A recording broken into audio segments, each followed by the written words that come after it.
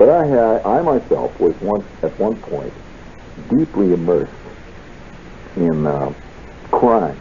Now, I'm going to say it was crime of a very exotic nature. Not, just walking around and breaking windows or stealing hubcaps. I mean, sophisticated crime. Really sophisticated. And how we got into the sophisticated crime shit was through, of all things, the Boy Scout troop I was in. I hate to tell you this, Boy Scouts of America, but there was one brief period in your history where you had working within your ranks. And Boy Scout Troop 41, it's specifically the Moose Patrol of that particular troop, you had a group of high-level federal malefactors working. They were on a federal level. It's been a long time since you've ever broken a true federal law. See, the statute of limitations, as I once heard Archie Bunker say, the statute of limitations, the statute of limitations, I repeat, has since made it possible. I don't know whether I'm free yet or not. I don't know. Maybe I'm going to tell a story. I mean, I hate like hell to leave the station here and get the clampers put on me, and the next thing you know, there I am up before the grand jury, and me and the Lynette Sloan and the whole crowd. The next thing you know, it's a headline hit, dangerous criminal nabbed after all these years. Well, I might as well. What the heck, it's confession time.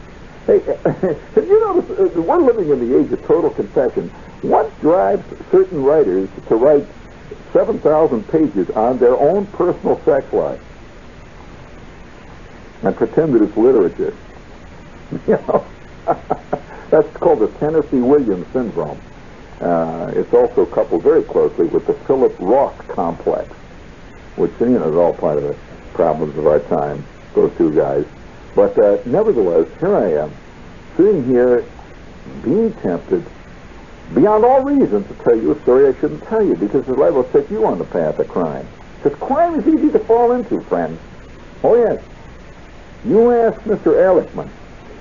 I mean, there's a couple of guys that just got the clampers put on them, but they never thought that they would ever be involved in such a thing. But here I was in Boy Scouts Troop 41, and we had these merit badges. You remember merit badges? You know what they are.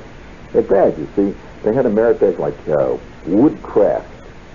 And I got the Woodcraft merit badge as me and Schwartz collaborated on a totem pole that we carved out of a fence post. Yeah, we had a totem pole, with the bird's beaks and all that stuff, with the wings and everything. And it was about 5 feet tall. What we did not tell Mr. Gordon, our scoutmaster, was that we had stolen the fence post, which we made. Now, that was the beginning of it, see. Now, there was another merit badge called life-saving. You recall that one? Now, the life-saving merit badge, to do this, you had to do things like artificial respiration. What you do would be you'd sit on Schwartz's chest and pump his neck up and down, or make his arms go up like that. See, he'd pretend he's drowned, and Mr. Gordon would watch it. That's very good. Now count again and take a deeper breath. So that was called life-saving. After that, you got a badge that showed another kid sitting on another guy's chest, pumping his arms. That was what the life-saving. Now there was another badge called, a lot of them. There was Leathercraft. You recall that one? I got a Leathercraft badge by making a leather wallet it was a nice leather wallet. It was sewed on the sides and the edges, with leather lacing. And I made on the outside of it with an electric branding pencil, that kind of pencil has a little cork handle on it, a picture of Roy Acuff. It was a Roy Acuff wallet I made.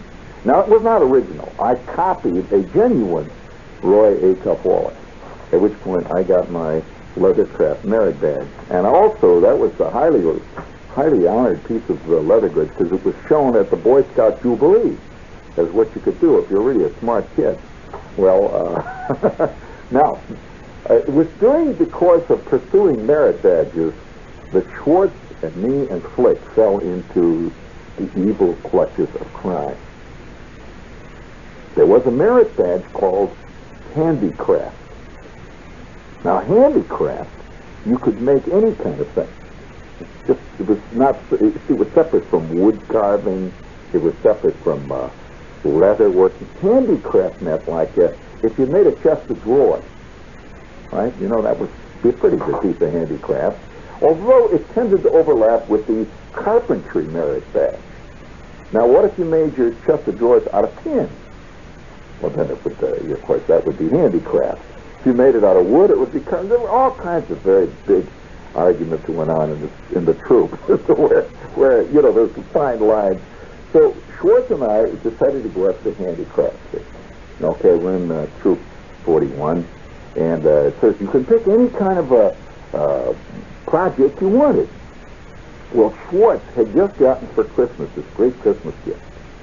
Now, what the Christmas gift was a set of, well, they were iron like steel. They were stainless steel molds that were held together with a great big heavy clamp.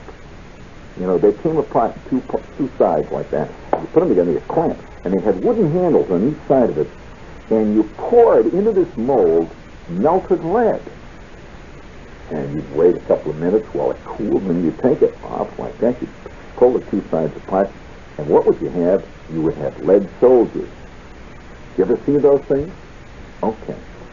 Now, Andy didn't see, because Andy lives in New York. They have not seen most things.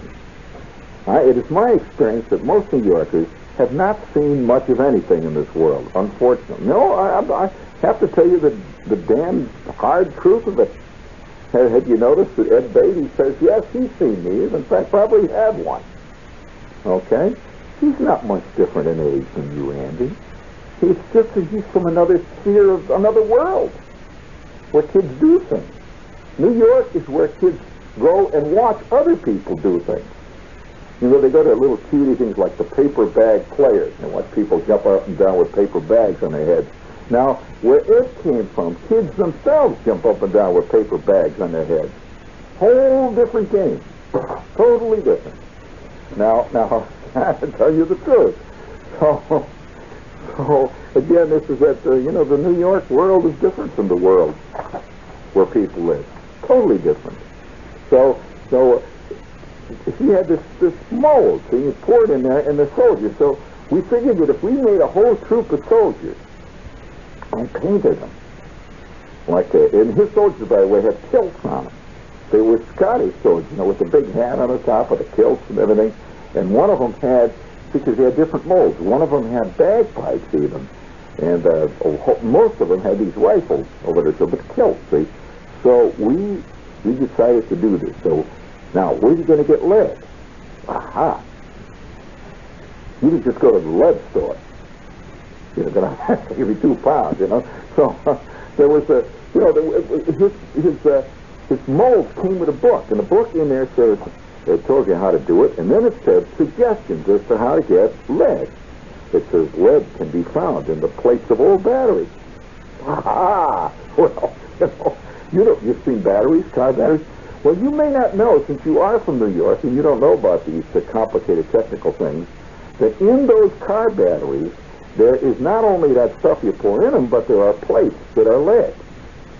That means that if you get car batteries and open up the car batteries and pour the goo out and squirt a hose in there and you clean it out, you lift that stuff out. What do you got? You got plates of lead.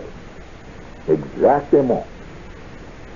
It was at that point that our, how shall I say it, our foray into illegality began. The only place we could figure to get batteries, first of all, was Mrs. Anderson's Pontiac. Now, before we take you further down this primrose path, we'll take you down another primrose path. Hit the button, please. See, all I'm trying to do here, friends, is to any of you who may be tempted to go into let's say, the world of crime. I'm just telling you how easy it is to happen. Within an hour after Schwartz and I at Flick had decided that we were going to make these soldiers as a handicraft merit badge for the Boy Scouts, remember, we had Mrs. Anderson's Sears Roebuck All-State Battery. from her Pontiac down in Schwartz's basement. Well, first of all, we didn't expect it to smell the way it did when we poured the stuff out. And it did cause a little confusion down the basement when it began to smell like that. And Flick got scared because his eyes started to water. And he figured any minute now his pants were going to burn off when the acid came out. But we poured it down the sewer, and boy, did it gurgle when it went down the sewer. So we couldn't figure out how to get the plates out then at that point, see. See, crime gets more complex as you go on. You know, it's easy enough for you to say, hey, why don't we knock over the Irving Trust? You'd be surprised at how difficult it is to open their locks. I mean, you know, it takes a lot of technical know-how, which they never mention on these crime shows. So, let's put it this way. 2 days later, and about 19 hacksaw blades later, we finally got this battery sawed up. We started to melt down the lead.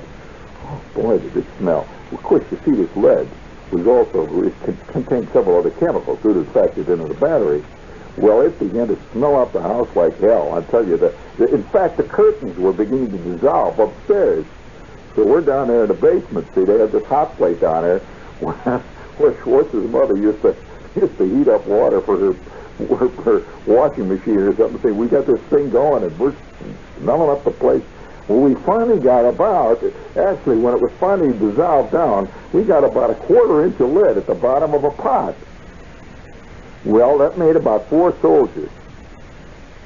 And they were really great. So, but it was obvious that we weren't going to get any merit badge for 4 soldiers between the 3 of us. So we began to plot how to get more batteries. within 3 days. And now, how do you get a battery? Now, for those of you, probably many of you New York type kids wouldn't know how to take a battery out of a car. Well, no. I have to explain. You would, of course. Well, you'd be surprised at the number of people that would have trouble taking a battery. I'll never forget Schwartz, though. Taking a battery out of I believe it was a Hudson Hornet, as a matter of fact, which, by the way, is one of the more difficult cars to get a battery out of. Schwartz was taking the battery out, and he's trailing out and pulling on the damn thing, and what happened was the ground clamp was stuck on the ground, the ground post. See, he's pulling like that. All of a sudden, the battery goes, and all this stuff pouring all over Schwartz's knickers. You should have seen Schwartz's knickers burning in the dark. He's running around. My kneecap is coming off.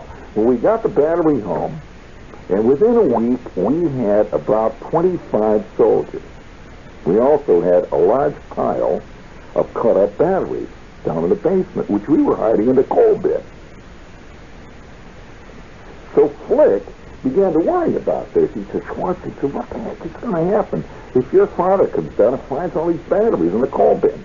Schwartz says, don't worry, he never comes down to the coal bin. Only my mother does. Which said something about Schwartz's family. He says, only my mother comes down to the coal bin, and when she gets in there, she won't know what the heck this stuff is. She'll probably think it's coal in the coal bin and shovel it in the furnace or something. So we plotted, and so deep in the heart of night, one night, we took all these batteries, just chopped up chunks, and we threw them in a vacant lot under a bunch of milkwood weeds. You know what the milk pods and all?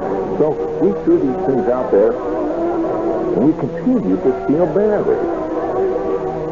And our troop of Scottish fifers and Highlanders began to grow. We would paint each one. And we were, it became so routine.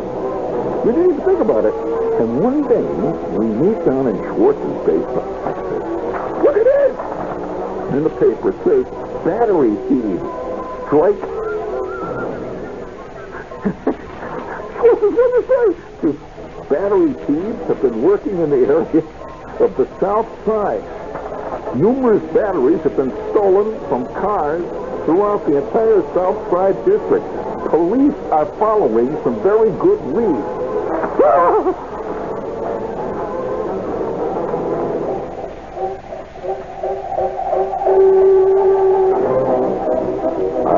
Friends, don't know whether you know what it feels like to be hunted.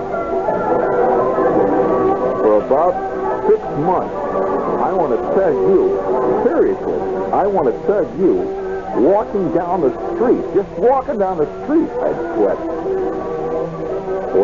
Oh, guilt is terrible. I'd sit at home, and my mother was so glad because I got the Handicraft merit badge. And she'd show my soldiers that I made to Aunt Gwen. Aren't those nice soldiers? The kids made them himself. You know, it must have been like that when Dillinger brought home that first $100 bill to show to his mom. I made it myself. Well, that's very nice. Oh, God. Torture. This is WOR New York.